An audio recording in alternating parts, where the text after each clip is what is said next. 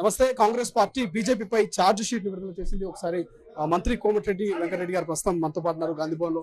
ఒకసారి మాట్లాడి ప్రయత్నిద్దాం. మంత్రి గారు ఛార్జ్ షీట్ విడుదల చేసారు, ఎట్లా ఉండబోతుంది? ఛార్జ్ షీట్ అది వాస్తవాన్ని బయట పెట్టాం. మోడీ గారు 2013లో ప్రధానమంత్రి కావాలని ఆ రోజు ఆయన చెప్పిండు.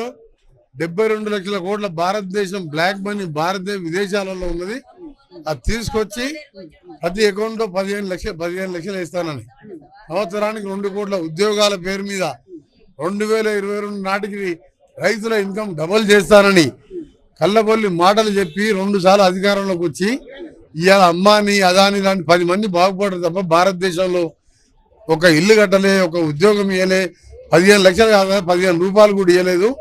దాని మీద ఇవాళ ఛార్జ్ షీటు వాస్తవానికి వేసాం. ఇంకొకటి క్యాష్ సెన్సెన్స్ మీద ఇవాళ రాహుల్ గాంధీ గారు నిన్ననే చెప్పిండు, నా ఏకైక లక్ష్యం క్యాష్ సెన్సెన్స్ చేసి రిజర్వేషన్ పెంచాలని.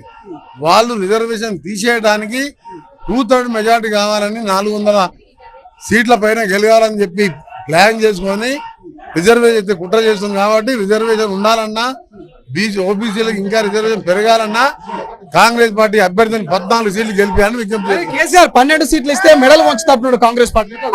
కేసీఆర్ లేదు, పార్టీ ఎప్పుడో వెళ్ళిపోయింది. తెలంగాణలో ఉన్నాయి 2 పార్టీలు. కాంగ్రెస్ పార్టీ 14 గెలవబోతుంది. బీజేపీ 1, 6, 2 వస్తాయి. బీఆర్ఎస్ పార్టీకి ఆయన బస్సు యాత్ర కాదు, మోకాళ్ళ యాత్ర చేసినా 1 సీటు రాదు. 10-12 స్థానాల్లో డిపాజిట్ రాబోతున్నది. 2-3 స్థానాల్లో డిపాజిట్ వస్తుంది.